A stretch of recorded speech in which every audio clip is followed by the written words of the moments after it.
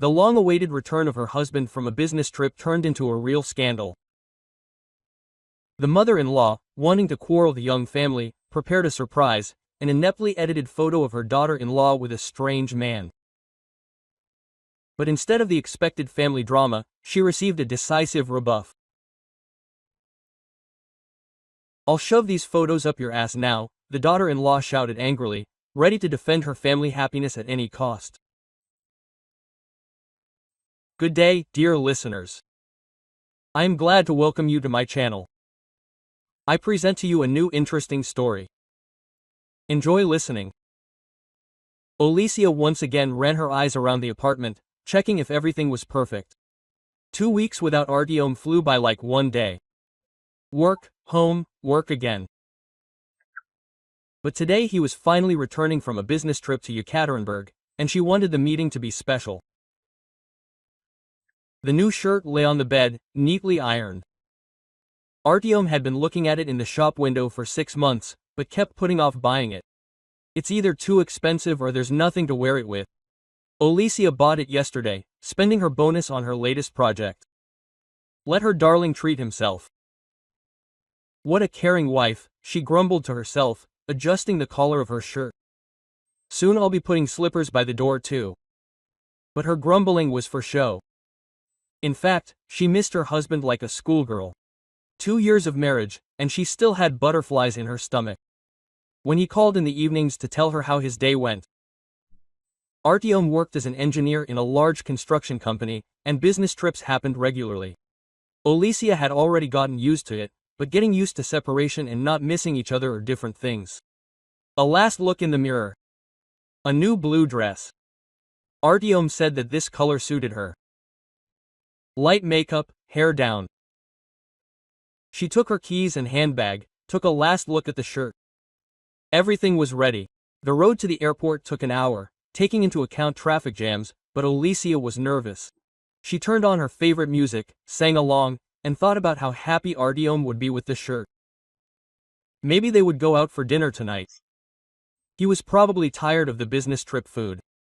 At the airport, she took a comfortable seat opposite the exit from the arrivals area. The flight was supposed to land at 6 p.m., and it was already 6:30. The board showed that the plane had arrived on schedule. So it would show up any minute. "Where are you?" Alicia whispered, rising on tiptoe and peering into the crowd of passengers getting off. And there he was, tall, in a familiar jacket, with a suitcase on wheels. Alicia waved her hand and headed toward him, smiling broadly. But something was wrong. Artyom walked slowly, his face serious, even gloomy. Seeing his wife, he did not smile, only nodded dryly. "Hello, darling." Alicia stood on tiptoe to kiss him, but the kiss was one-sided. Artyom barely touched her cheek with his lips. "How are you? How was the business trip?" "Fine," he answered briefly, heading for the exit. Alicia hurried after him. The bewilderment grew with every second. Usually after parting, Artyom was sociable, told her about the trip, asked about her affairs, but now he walked silently, did not even let her carry her suitcase. "Did something happen?" she asked cautiously when they got into the car. "You're kind of weird." Artyom fastened his seatbelt and looked at her with a long, searching gaze. There was something unpleasant in that gaze. Mistrust, suspicion, and Alicia had never seen anything like that. "Everything is fine," he repeated. "Tired."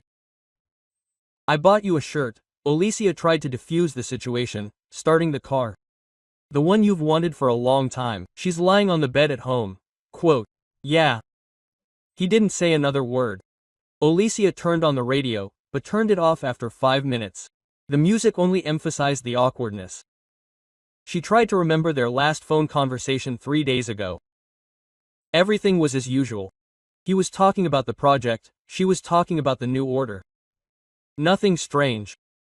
"Listen, what's going on at work? Did the project end well?" she asked, turning onto their street. "Ended. And how? The clients are happy."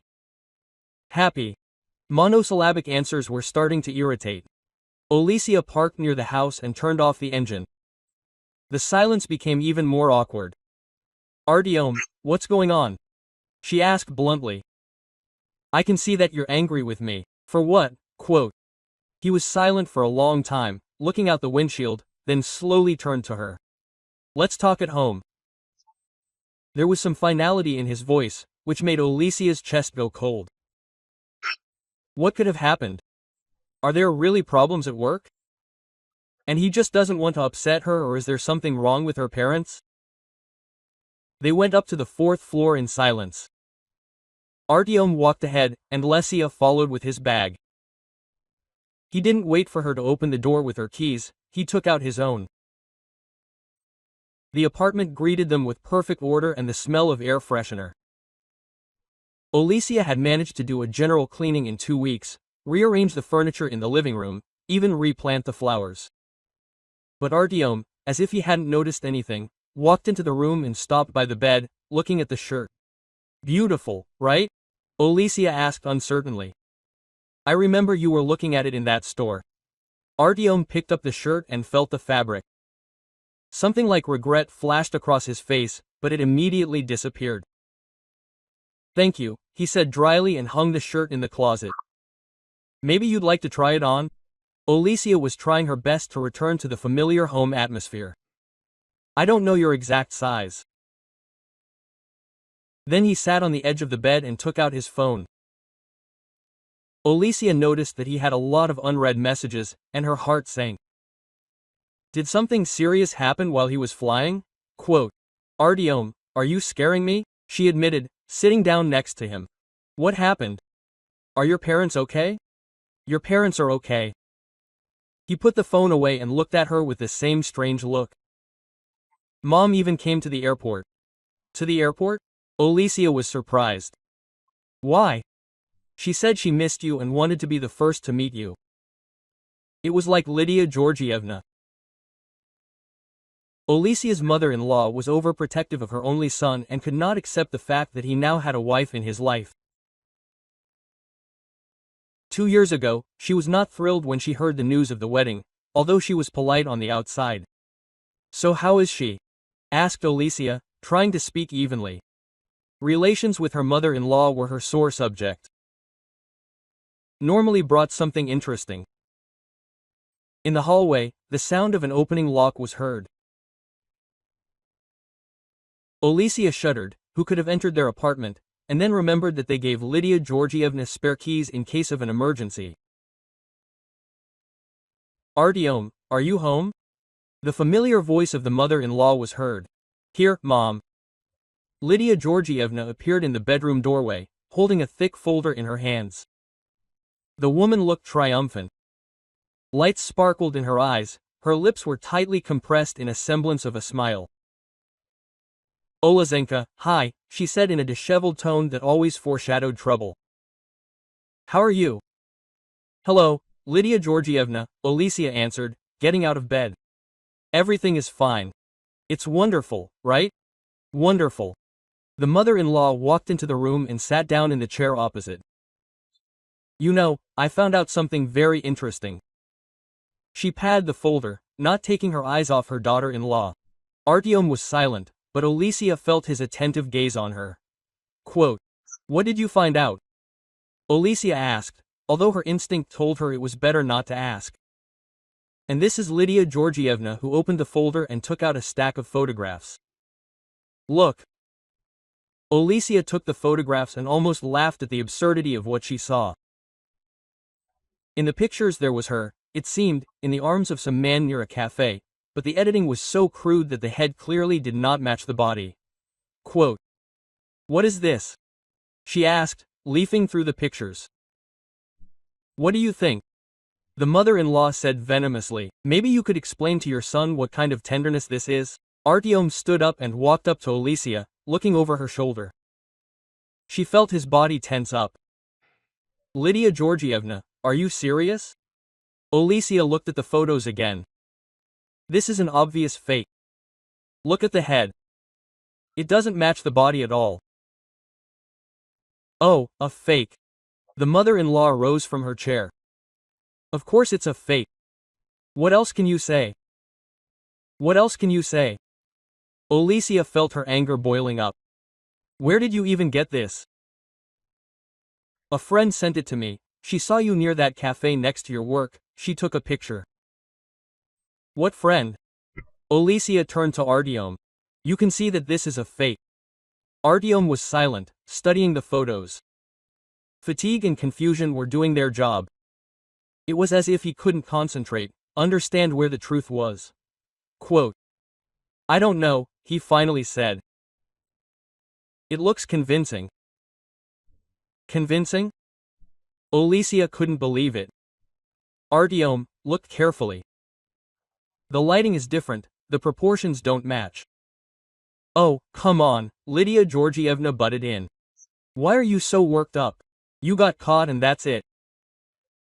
At least admit it honestly. I won't admit anything, because nothing happened, Alicia shouted. Don't yell at your mother, Artyom said quietly. These words hit harder than any accusation. Alicia looked at her husband, tired, confused, but already ready to believe his mother rather than his wife. Quote, I'm not yelling at her, she said, trying to speak calmly. I just don't understand how you can believe such an obvious fake. A fake, the mother-in-law mimicked.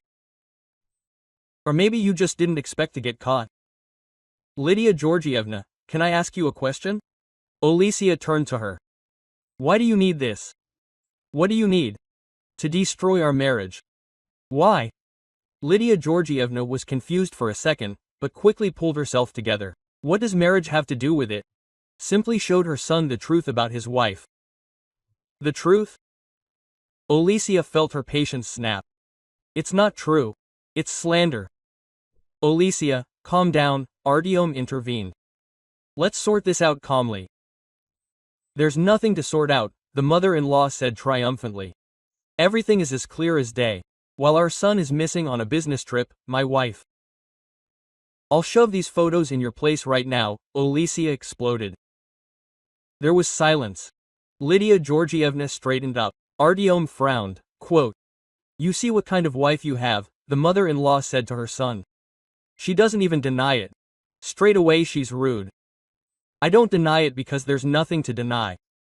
Alicia pulled herself together and was being rude because she was tired of this theater. She went to the computer and turned it on. Quote, what are you doing? Artyom asked. I'll show you what a real examination is, Alicia replied, waiting for the system to load. Have you forgotten what I do? Lydia Georgievna turned pale. The computer was loading painfully slowly. Alicia drummed her fingers on the table, feeling the gaze of her husband and mother-in-law. Lydia Georgievna was clearly nervous. She sat down in a chair, then stood up, adjusted her hair. Quote, what are you conjuring up there? She grumbled. It's all clear anyway. It will be even clearer now, Alicia promised, opening the graphics editor. Artyom came closer, peering over his wife's shoulder. Alicia loaded the first photo and immediately zoomed in. Quote, look carefully, she said to her husband. Do you see that line along the neck?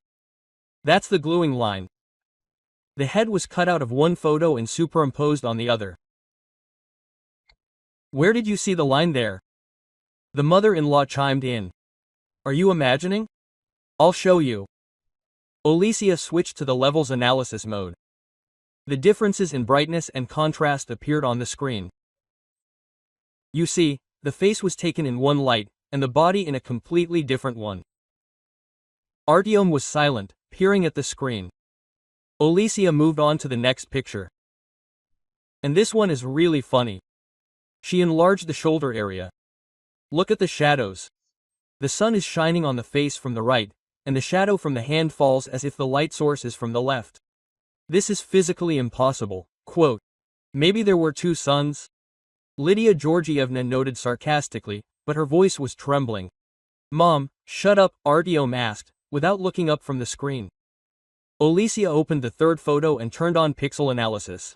Quote, and this is a masterpiece, she said. See these squares?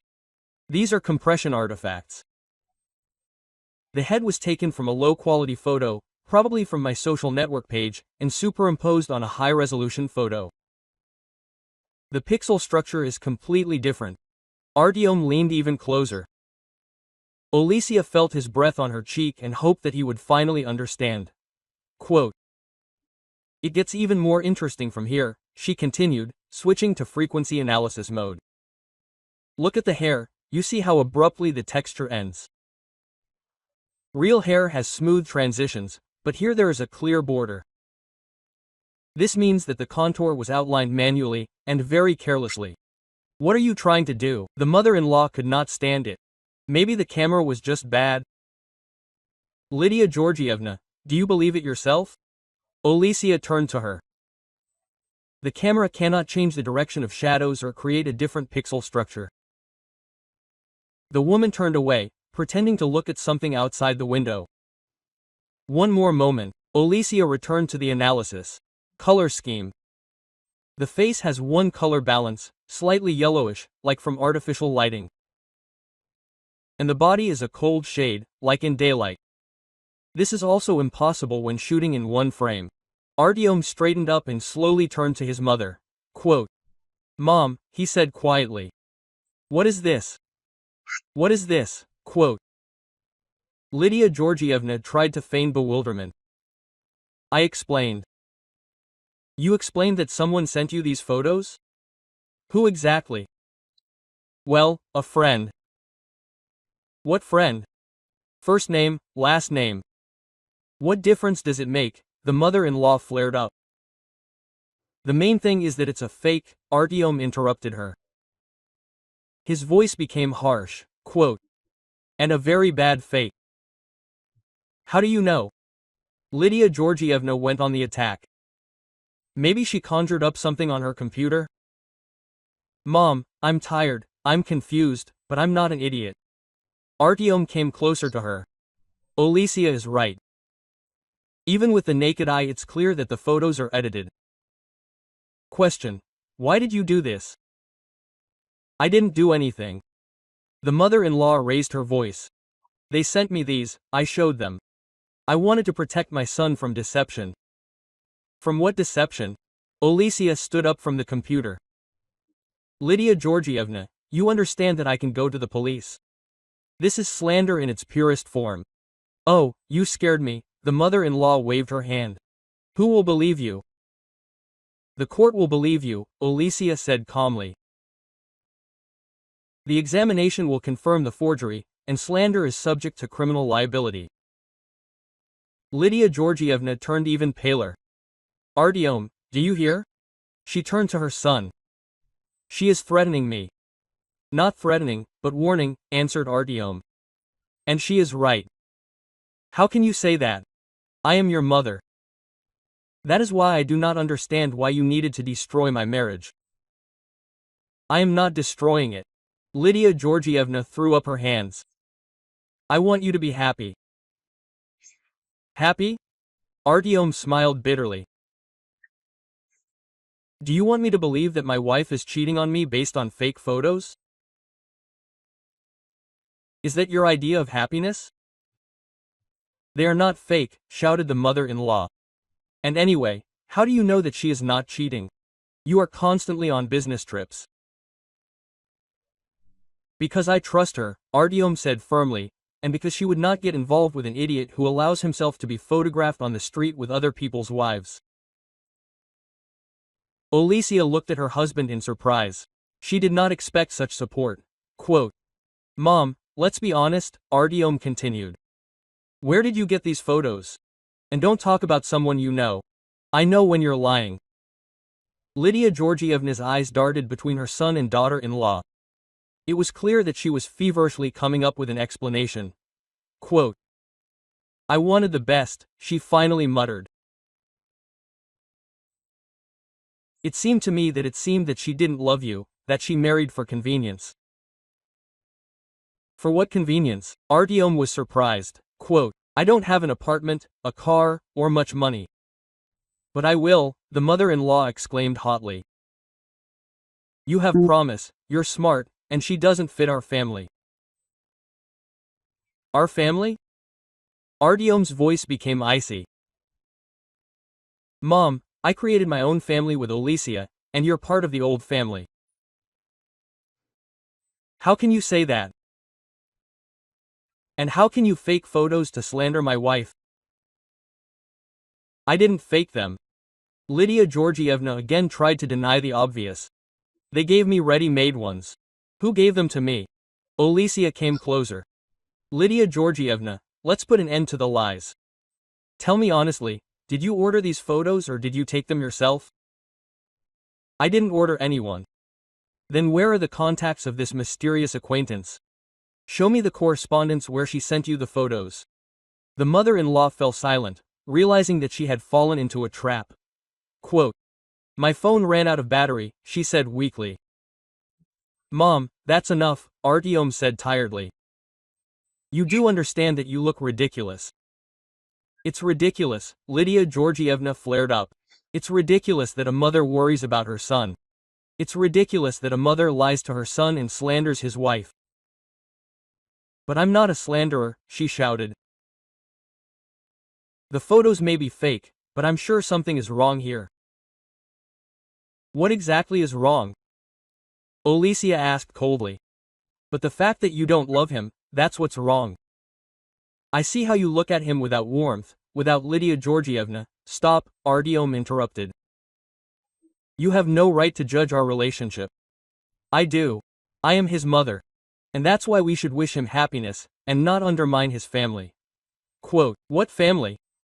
The mother-in-law exclaimed in despair. No children, no love. Quote, there will be children when we decide for ourselves, Artyom said harshly. But there is love, despite all your attempts to destroy it. Quote, Lydia Georgievna sank into a chair and covered her face with her hands. I wanted the best, she whispered. I'm just afraid of losing you. Mom, you won't lose me if you don't interfere in my family life. And if I do? Artyom and Alicia exchanged glances. Tension hung in the air. If you do, Artyom said slowly, you really will lose me. I won't let anyone, not even you, ruin my marriage. So you choose her. Mom, I don't choose between my wife and my mother. I just don't let my mother humiliate my wife. Lydia Georgievna rose from her chair and headed for the door. Okay, she said. So I understood everything. What did you understand? Artyom called out to her. That I'm no longer needed. You are needed, but as a mother, not as a prosecutor. The mother-in-law turned around in the doorway. And I'll take the photographs, she said. Quote, you won't take them, Alicia answered calmly. I'll need them for a police report. What report? About slander. I warned you. Lydia Georgievna froze. Olazenka, why like this? She said in an ingratiating tone. Let's forget about this misunderstanding. It won't work, Alicia shook her head. You've crossed the line. Forgery of documents, slander, these are no longer family squabbles. Artyom, tell her, the mother-in-law pleaded. I didn't mean to. Mom, you've cornered yourself, the son replied. If you'd confessed and apologized right away, maybe everything would have been different. But as it is, I'm going to the police, Alicia finished. And to court. Let them figure out how legal your methods are. Lydia Georgievna left, slamming the door loudly. Alicia and Artyom were left alone in the silence that followed. The next morning, Alicia woke up with a firm intention to see the matter through to the end. Artyom had already left for work, leaving a note. Quote, I support you. Do what you think is right. These words gave her confidence. The first thing she did was print out all the photos and the results of the computer analysis. Screenshots with highlighted editing artifacts, tables with data on the pixel structure, lighting schemes. Everything looked impressive. Alicia had been working as a graphic designer for 5 years and knew her business. At the police station, the duty sergeant was initially skeptical about her statement. Quote, We don't handle family squabbles, he said, without looking up from the documents. These are not family squabbles, Alicia answered calmly. This is slander using forged documents. Article 12081 of the Criminal Code. The sergeant raised his head and looked at her carefully. Show me the materials. Alicia put a folder with photos and analysis printouts on the table. She spoke clearly, professionally, explaining every detail of the forgery. The sergeant listened with increasing interest. I see, he finally said. We will accept the application, but keep in mind that if the examination does not confirm your findings, you yourself may find yourself under the article, pledged denunciation. I am confident in my findings, answered Alicia. The application was completed in half an hour. Alicia described the circumstances of the case in detail, indicated the address of Lydia Georgievna, and attached all the materials. Now all that was left was to wait. At the same time, she contacted a civil lawyer. A young woman named Irina Sergeevna carefully studied the documents and shook her head.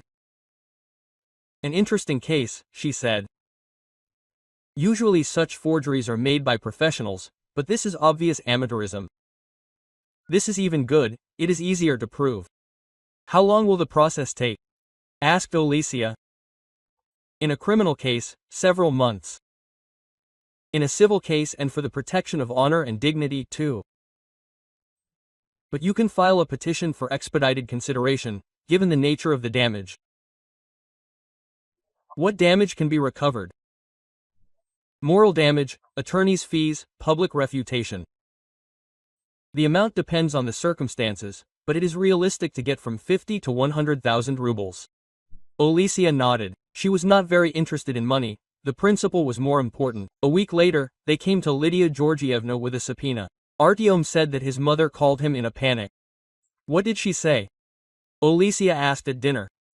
She asked to put in a good word. She said that it was all a misunderstanding, that she did not think about the consequences. And what did you answer? That it was too late to think about the consequences. You should have thought about it earlier. Alicia put her hand on her husband's shoulder. Is it hard for you? She asked. After all, it is your mother. It is hard, Artyom admitted. But you are right. If you do not stop her now, she will go further and further. At the first interrogation, Lydia Georgievna tried to play the role of a misunderstanding victim of circumstances. I just showed my son the photographs, she repeated to the investigator. They gave them to me. I didn't know they were fake. Who gave them? The investigator asked. An acquaintance, first name, last name, contacts. I don't remember. Did she change her phone number, but did she keep the correspondence? No, I deleted it. The investigator was an experienced person and quickly realized that he was dealing with a lie. Moreover, the technical examination fully confirmed Alicia's conclusions. The photographs were crudely edited from different sources. Quote, Miss Kuznetsova, he said sternly, the exception of the examination, which clearly confirms the fact of forgery. The victim's face was cut out of a photo on a social network and superimposed on someone else's body. This is a technical manipulation that requires special software. Such pictures cannot be taken by accident. Lydia Georgievna turned pale. Maybe someone was playing a joke on me, she said weakly. Then why didn't you contact the police when you realized that you had become a victim of a prank? Why did you show the photos to your son instead, claiming that this was evidence of his wife's infidelity? The mother-in-law was completely confused. During the second interrogation, she changed tactics and tried to present everything as an unsuccessful joke. Quote, I just wanted to scare her, she admitted. To show that you shouldn't play with my son's feelings. What feelings? The investigator was surprised. According to your son, he has a wonderful relationship with his wife. What does he know? Lydia Georgievna flared up. She is deceiving him, twisting him around her fingers. Do you have evidence of betrayal or deception? But maternal intuition. Intuition is not a basis for slander. You fabricated false evidence and spread defamatory information. This is a criminal offense. After the third interrogation, Lydia Georgievna hired a lawyer who tried to negotiate a reconciliation of the parties. My client is ready to apologize and reimburse expenses, he told Alicia at the meeting. Maybe we shouldn't bring the case to court? No, Alicia answered categorically. Let him answer according to the law, but this is a family. That is precisely why we can't let it go. If I forgive now, in a year she will come up with something else. The trial was finally scheduled for autumn. By that time, Alicia already had an independent expert opinion confirming the forgery, testimony from witnesses, neighbors who heard the scandal that evening, and a full confession from Lydia Georgievna that she had made the photographs herself. At the hearing, the mother-in-law looked pitiful, dressed all in black, with tear-stained eyes. She tried to evoke the judge's sympathy. Your Honor, she said in a trembling voice. I just wanted to protect my son. I am a mother, I have the right to worry. Quote, you have the right to worry? The judge answered calmly. But you have no right to slander and forge documents. Lydia Georgievna's lawyer tried to mitigate the guilt of his client. This was an emotional act of a woman who was afraid of losing her son, he said. She did not want to deliberately discredit anyone. What did she want? Irina Sergeevna retorted. To destroy someone else's marriage based on false accusations is deliberate defamation. The expert examination was presented to the court in full. The specialist explained in detail how exactly the fake photos were made. Quote, the victim's head was taken from a photo on a social network, he said. The rest of the image is the body of another woman, taken in a different place and under different lighting. The editing was done unprofessionally, with gross violations of proportions and light and shadow. Artyom testified on behalf of his wife. Quote, my mother tried to convince me that my wife was cheating on me, he said. He showed these photos as irrefutable evidence. If it weren't for my professional knowledge of Lesia, I might have believed it. Quote, you didn't notice the fakes right away? Asked the judge. I was tired after the business trip, confused. Besides, I didn't expect that my mother could do something like that. And now, what do you think about my mother's actions? Artyom was silent, choosing his words. I consider it unacceptable, he said finally. Family relationships should be built on trust, not on forgeries and provocations. Lydia Georgievna cried even louder at these words. When the judge retired to deliberate, the last attempt at reconciliation took place in the corridor. The mother-in-law approached Alicia and Artyom. Quote, well, please, she begged her son. Tell her to take back the statement. I will never do it again. Mom, it's too late, Artyom said tiredly. You brought it to court yourself. And you? Lydia Georgievna turned to Alicia. You are kind and understanding. Forgive the old fool, Lydia Georgievna, Alicia answered. If you had confessed and apologized right away, everything would have been different, but now nothing can be changed. The sentence was harsher than Lydia Georgievna expected. The court found her guilty of slander, sentenced her to a fine of 100,000 rubles and ordered her to publicly refute the disseminated information. The defendant is required to post a refutation on social networks within a month, the judge read out. The text of the refutation must be consistent with the claim and contain an admission of the fact of dissemination of knowingly false information. Alicia won the civil case in full. The court collected 50,000 rubles from Lydia Georgievna in compensation for moral damages and another 30,000 in attorney's fees. The defendant's actions caused the plaintiff significant moral suffering, the decision said. Undermining trust in the family, public accusation of treason based on knowingly false evidence. All this requires adequate compensation. The most humiliating thing for Lydia Georgievna was the public apology. The text had to be agreed upon with Alicia, and it turned out harsh. I, Kuznetsova Lydia Georgievna, publicly apologized to Alicia Vladimirovna Kuznetsova for spreading false information about her personal life. I admit that I made fake photos in order to discredit my daughter-in-law's reputation and destroy her marriage to my son. My behavior was unacceptable and caused serious harm. I sincerely apologize and promise not to interfere in my son's family life in the future. This text was posted on Lydia Georgievna's page on social networks for a whole month. All her acquaintances, colleagues, and neighbors could read it. For a woman who was used to considering herself an exemplary mother and a decent person, this was a real disgrace. After the trial, the relationship in the family changed dramatically. Artyom set strict rules for communicating with his mother. Meetings only in neutral places, he explained to his wife. She doesn't come to our house anymore. I took the keys from her. And if she tries to arrange something again? Quote. Alicia asked, then we'll stop communicating altogether. I warned her about this. Lydia Georgievna was truly broken. The trial, the fine, the public humiliation. All this was hard for her.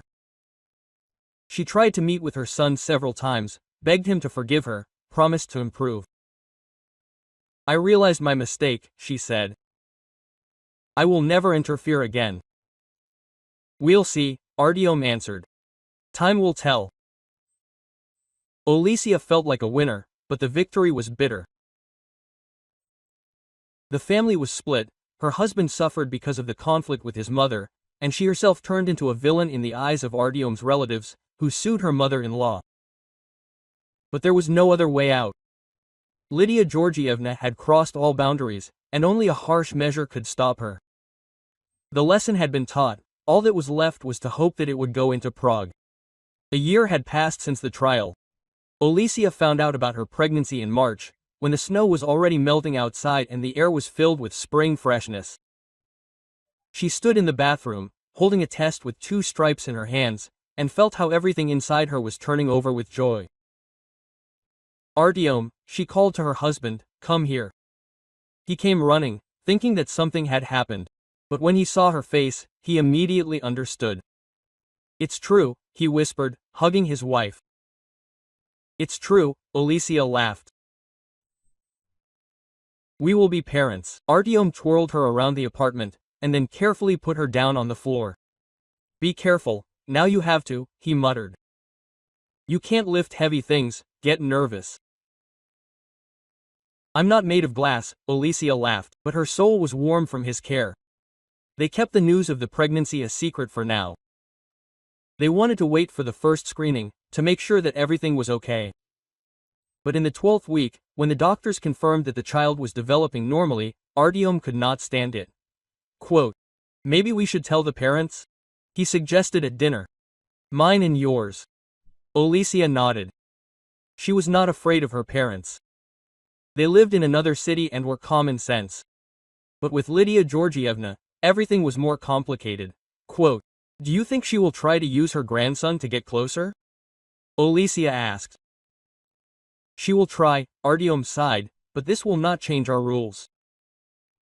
Over the course of a year, Lydia Georgievna tried several times to improve the relationship, invited them to family dinners, gave them gifts for holidays, and demonstrated remorse in every possible way. But Artyom was adamant. Meetings only in a cafe or at her home, and only on major holidays. The mother-in-law took the news of the pregnancy as Alicia expected.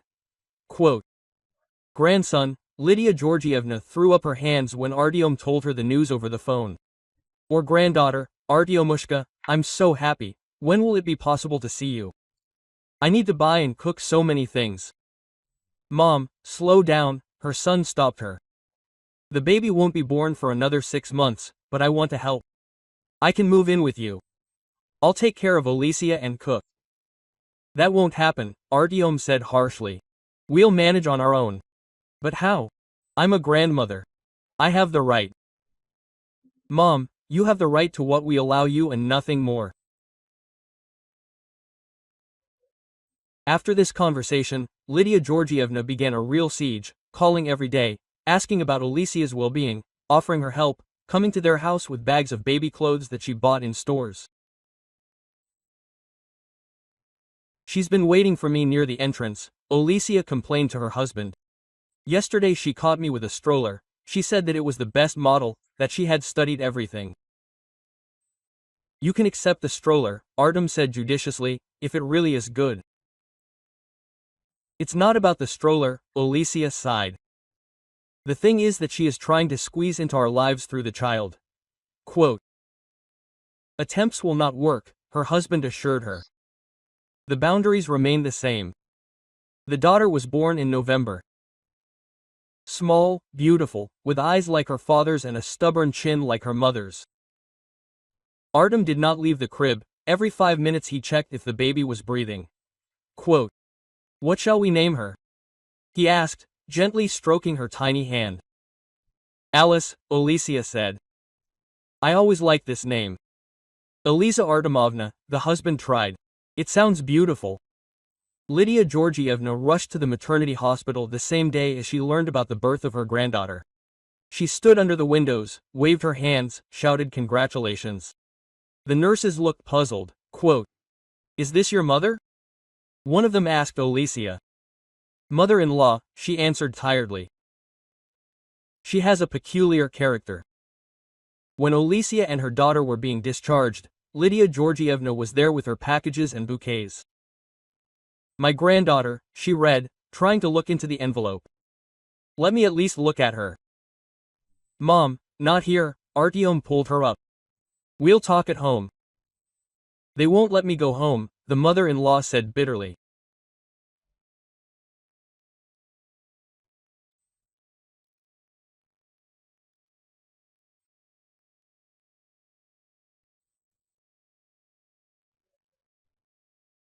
"They won't let me see my own granddaughter."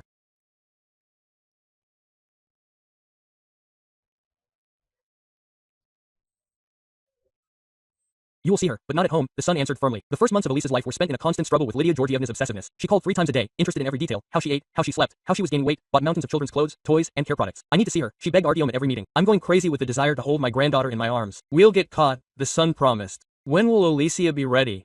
Quote. "And when will she be ready?" the mother-in-law asked in despair.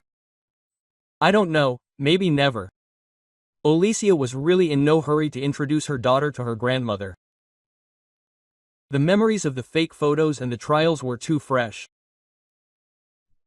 She was afraid that Lydia Georgievna would try to turn her granddaughter against her when she grew up. Quote, "Or maybe we should give her a chance," Artyom cautiously suggested when Elisa was 6 months old. "Mom is suffering a lot." "Let her suffer," Alicia answered coldly. "She should have thought about it earlier. But the child is not guilty of anything.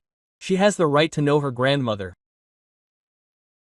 She has the right to know an adequate grandmother, and not one who slanders her mother."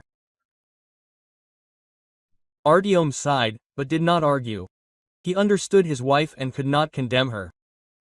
Their first meeting took place when Elisa was 1 year old. By that time, Lydia Georgievna had already despaired and even stopped calling every day. She had lost weight, looked older, and there was sadness in her eyes. Quote, "Maybe it's time," Alicia said to her husband after yet another story about how bad his mother looked.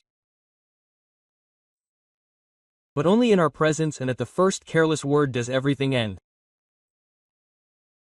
The meeting was scheduled in the park near their house. Lydia Georgievna arrived half an hour earlier, was sitting on a bench and nervously fiddling with her purse. Seeing Artyom with a stroller, she jumped up and ran to meet him. Quote, "Granddaughter," she whispered, looking into the stroller. "My God, what a beauty. She looks like you, Artyom, but her eyes are like her mother's." Elisa looked at the unfamiliar aunt seriously, without fear. Lydia Georgievna extended her hand, and the little girl curiously grabbed her finger. Quote, "Can I pick her up?" Grandma asked pleadingly. Alicia nodded. Lydia Georgievna carefully picked up her granddaughter and pressed her to her chest. Tears came to her eyes. Quote, Thank you, she whispered. Thank you for allowing me. This is not permission, Alicia said sternly. This is a trial period. I understand everything, I will be careful. And she really was careful. She did not ask unnecessary questions, did not criticize how the child was dressed or fed, she just sat and held her granddaughter, quietly talking to her.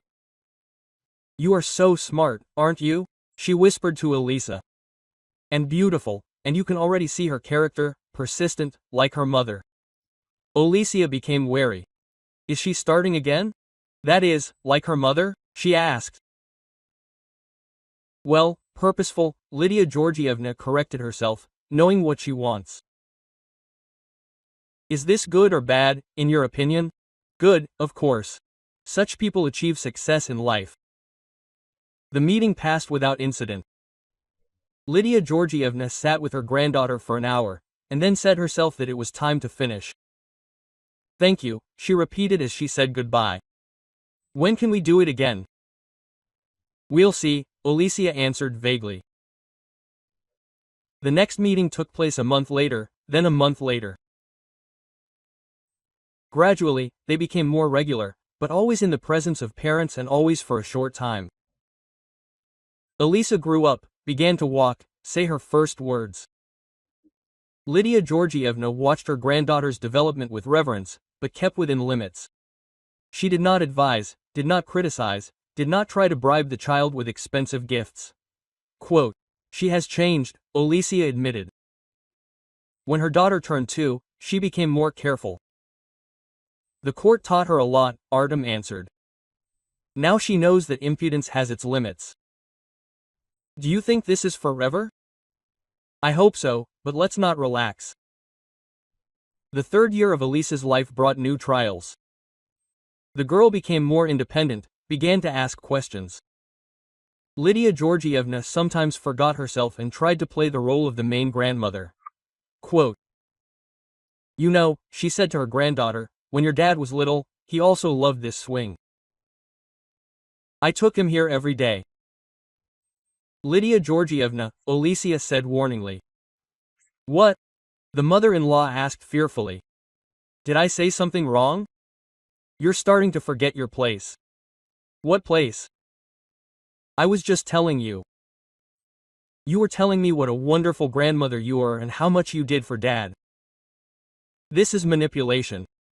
Lydia Georgievna blushed. I didn't mean to, the memories just came flooding back. Control your memories, otherwise the meetings will stop. After this incident, Grandma became even more careful. She realized that she was balancing on the edge of an abyss, and one careless word could deprive her of communication with her granddaughter. Mom has become kind of downtrodden, Artyom complained to his wife. She is afraid to say a word and she is right to do so, Alicia answered. Let her remember the consequences. But maybe it's time to give her more freedom? Alishka is growing up. She needs relatives. She has relatives. Your mother is only one of them, and not the most reliable. When Elisa turned 3, Lydia Georgievna asked for a private meeting. I need to talk to you, she said to Alicia without Artyom. What to talk about? About the future, about how we should live on. We met in the same park. Lydia Georgievna looked tired, aged. 3 years of fighting for the right to see her granddaughter had taken a toll on her. I want to apologize, she said without preamble. Officially and finally. You have already apologized, publicly. Those were legal apologies. And now I ask forgiveness from the heart for trying to destroy your marriage, for the meanness with the photos, for not accepting you as a daughter. Alicia was silent, studying her mother-in-law's face. I was wrong, Lydia Georgievna continued. Completely wrong. It seemed to me that I was protecting my son, but in fact I was hurting him. So what now? And now I want to ask not for forgiveness. I understand that I did not deserve it, but maybe with time, when Alishka grows up, you will give me a chance to become a normal grandmother. Normal, who does not interfere in someone else's family, who does not teach how to live, who simply loves her granddaughter and does not try to lure her away. Alicia thought for a long time. "We'll see," she finally said. "Time will tell." "Thank you," Lydia Georgievna sighed with relief. "This is more than I deserve." "Much more," Alicia agreed. "And remember, any attempt at manipulation, any careless word in front of the child, any attempt to turn her against me, and it all ends forever." "I remember, I will always remember." Another 6 months passed. Meetings with her grandmother became more frequent, but still took place under the supervision of the parents. Lydia Georgievna learned to keep her mouth shut and not to pester with advice. Elisa became attached to her grandmother, but no more than to other adults in her life. Alicia carefully watched their communication, ready to break off contact at any moment. "Mom, why doesn't Grandma Lida come to our house?" my daughter asked one day. "Because we decided so," Alicia answered. "But other grandmas come." "Other grandmas didn't do bad things." "What bad things did Grandma Lida do? Did she hurt Mom? Did she hurt her mom a lot? And now she doesn't hurt her?" "Not yet. But we remember what happened." Elisa nodded with a serious look. At 3 years old, she already understood that Grandma Lida was special. She could only play with her in the park and only when Mom and Dad were around. Alicia was satisfied with this state of affairs. Lydia Georgievna got what she deserved. Limited communication with her granddaughter under constant supervision. No trust, no closeness, no attempts to influence the child's upbringing. "Maybe you're too cruel?" Artyom sometimes asked. "Exactly as much as necessary," Alicia answered. "Your mother showed what she was capable of. I have not forgotten and will not forgive. Let him be content with what he has." Lydia Georgievna was indeed content. She understood that she was on probation, which could last a lifetime. One careless move, and she would lose even these crumbs of communication with her granddaughter. Each meeting was a holiday and a test for her at the same time. She wanted to say so much, give so much advice, share her experience, but she had to remain silent, smile and be content with the role of a silent observer. Alicia looked at this torment without sympathy. She remembered that night when she sat at the computer, proving to her husband that the photos were fake. She remembered the humiliation, pain, mistrust in Artyom's eyes. "You can't forgive for this." The lesson was learned harshly, but effectively. Lydia Georgievna understood that every action has consequences, and every boundary has a price for breaking. Now she lived with this knowledge every day, and it was fair. A Photoshop is really only good when you know how to use it, and the law is the best protection against family intrigues, no matter what kind of family ties they are covered by.